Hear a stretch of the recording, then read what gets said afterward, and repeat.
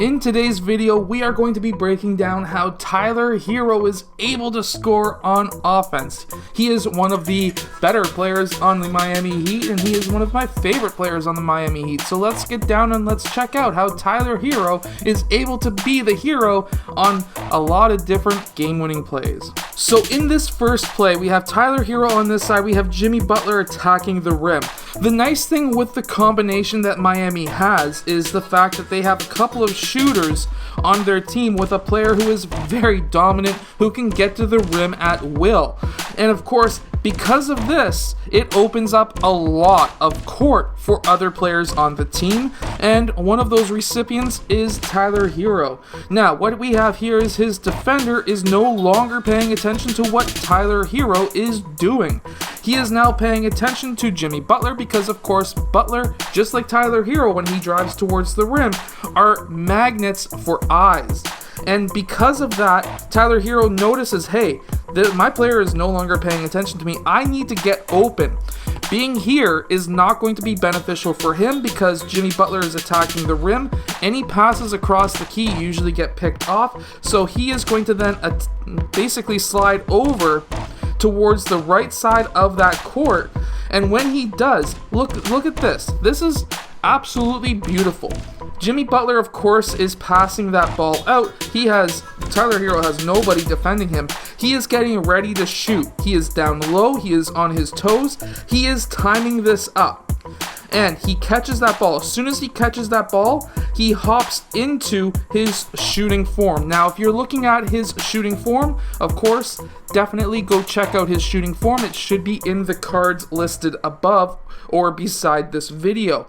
If not, just type in B-Ball Coach Allen, Tyler Herro shooting form, and you will find it easily. Now, because he was able to slide over and was already getting ready to take that shot, because of what his defender was doing, he no longer has a defender guarding him, and of course he's able to go up for that nice shot with only 7 seconds left on the clock. This is what we call read and react, and when you see your defender no longer paying attention to you, you need to get in position and ready to score, and that is what Tyler Herro was able to do here. Now, another thing that Tyler Herro does very well is being able to get his defenders down on their heels. Now, this is Marcus Smart, a very good defender in the NBA, but there's two different ways of scoring on a good defender, and that is by taking very few dribbles and attacking the rim, taking only maybe 2 to 3 dribbles at max, hopefully just 2, to get to the rim. However,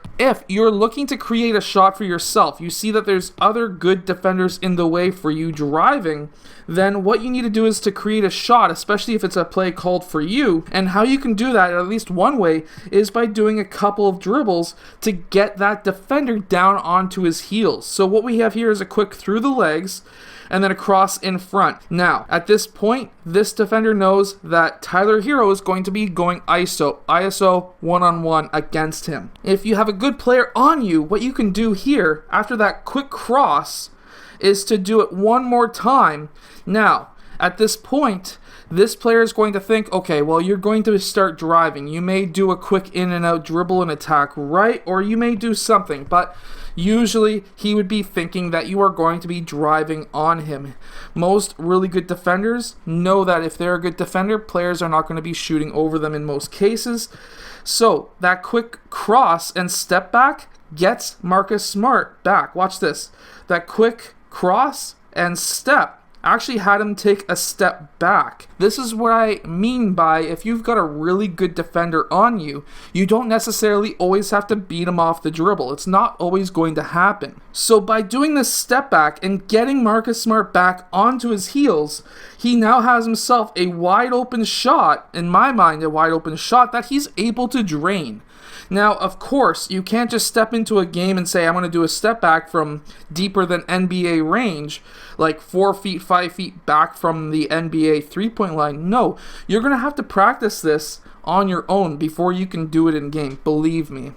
really quickly, when you're taking these step back shots, just look at how perfect this form is. Like feet facing towards the rim, squared up towards the rim, and eyes looking at the rim. This is how you take a step back with a good defender on you, because if you're squared up, you're going to have a very consistent shot.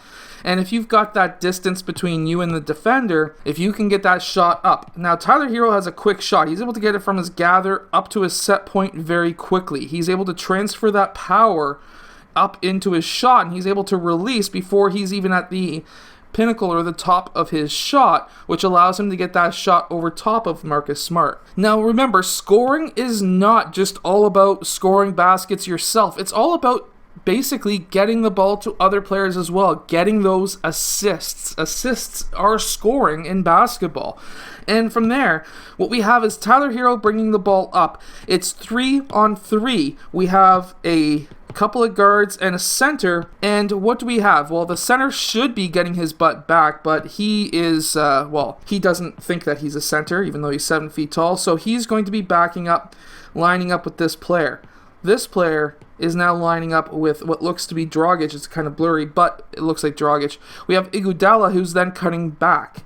Now, what we have with Tyler Herro is not somebody who's going to be coming down the middle and setting up an offense. He understands that when you're coming from the left side across towards the right, and you have 2 guards being guarded by 1 player, what's going to happen majority of the time is that player is going to be guarding that 3-point threat. He's not going to be expecting Iguodala to come back down, because in that point in time, that center should be back to stop him.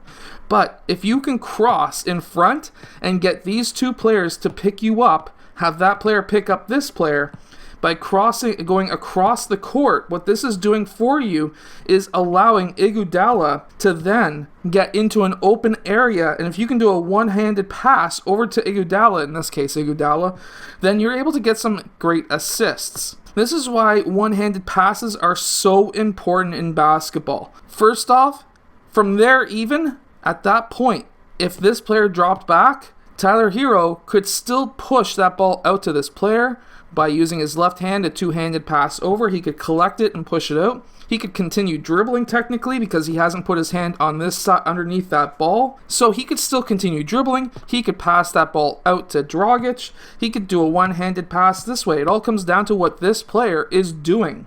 And that player decided to stay exactly where he was, which was a mistake.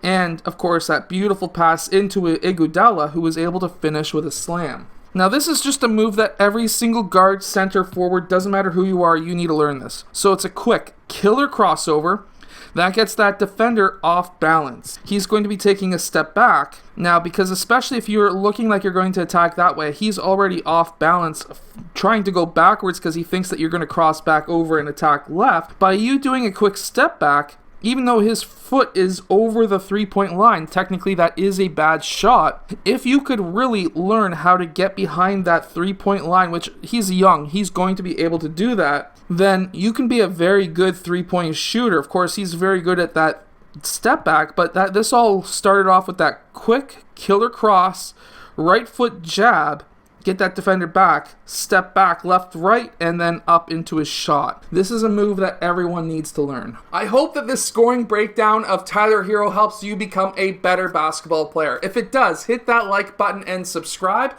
and I'll see you guys again next time.